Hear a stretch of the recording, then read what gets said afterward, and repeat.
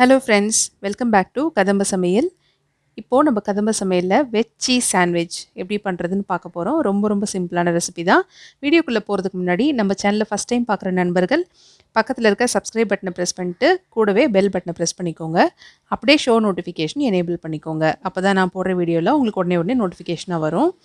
இப்போது ஒரு வானல் வச்சுக்கலாம். அதில் 2 டீஸ்பூன் எண்ணெய் ஊற்றிக்கலாம்.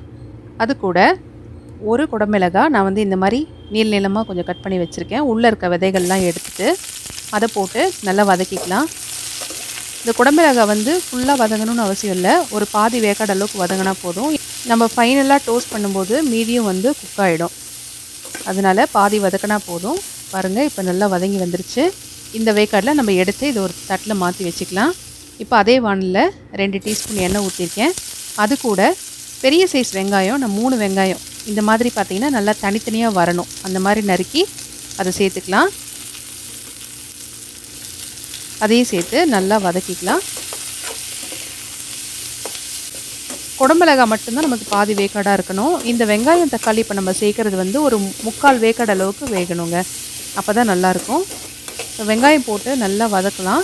வெங்காயம் வதங்கிறதுக்காக கொஞ்சம் உப்பு சேர்த்துக்கலாம். உப்பு சேர்த்துட்டு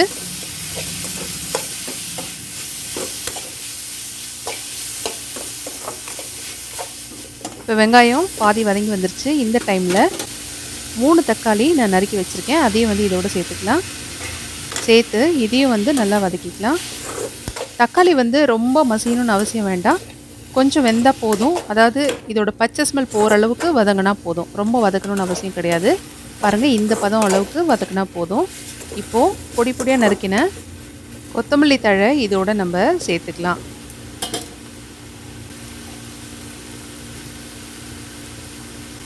இந்த கொத்தமல்லி தழை சேர்த்துட்டு சும்மா ஒரு 2 பெரட்டு மட்டும் பெரட்டுங்க.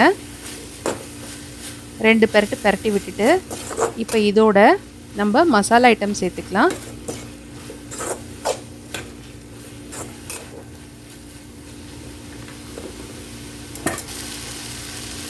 அரை டீஸ்பூன் தனி மிளகாய்த்தூள், அரை டீஸ்பூன் சாட் மசாலா, 1/4 டீஸ்பூன் மஞ்சள் தூள், கொஞ்சமாக பெருங்காயத்தூள், இதையெல்லாம் சேர்த்து நல்லா வதக்கிக்கலாம். இந்த மிளகாய் தூளோட இந்த ரா ஸ்மெல் போகிற அளவுக்கு மட்டும் வதக்கினா போதும். வதக்கி நம்ம ஸ்டவ் ஆஃப் பண்ணிடலாம். ஆஃப் பண்ணிவிட்டு இதை எடுத்து ஆற வச்சிடலாம். அவ்வளோதான். நான் இப்போ அடுப்பை ஆஃப் பண்ணிடுறேன்.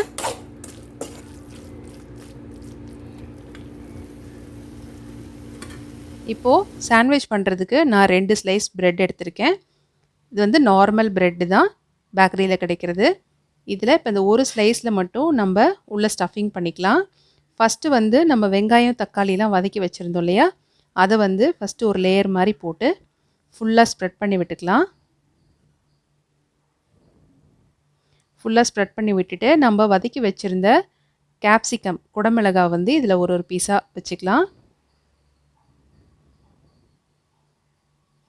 வச்சுட்டு இப்போ இது மேலே நம்ம சீஸ் போட்டுக்கலாம்.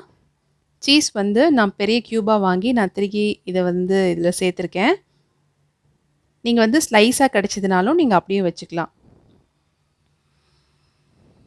வச்சாச்சு. இப்போ இதுக்கு மேலே இன்னொரு ஸ்லைஸ் ப்ரெட்டையும் வச்சுட்டு இப்போ அதை நம்ம டோஸ்ட் பண்ணிக்கலாம். டோஸ்ட் பண்ணுறதுக்காக நான் ஒரு நான்ஸ்டிக் தவா அடுப்பில் வச்சுருக்கேன். பட்டர் கொஞ்சம் போட்டு கீழே ஃபுல்லாக ஸ்ப்ரெட் பண்ணி விட்டுக்கலாம். எண்ணெய் வேணும்னாலும் நீங்கள் போட்டுக்கலாம். பட்டர் வைக்கும்போது டேஸ்ட் இன்னும் நல்லாயிருக்கும். கல் சூடாயிடுச்சு. இப்போ ப்ரெட்டை வச்சுட்டு மேலே அந்த லிட்டை போட்டு கவர் பண்ணிடலாம். கவர் பண்ணதுக்கப்புறமா 1 to 2 மினிட்ஸ் லோ ஃப்ளேமில் வச்சுக்கோங்க. இப்போ பாருங்கள், ரெடி ஆகிடுச்சு. நம்ம அதை திருப்பி விட்டுக்கலாம்.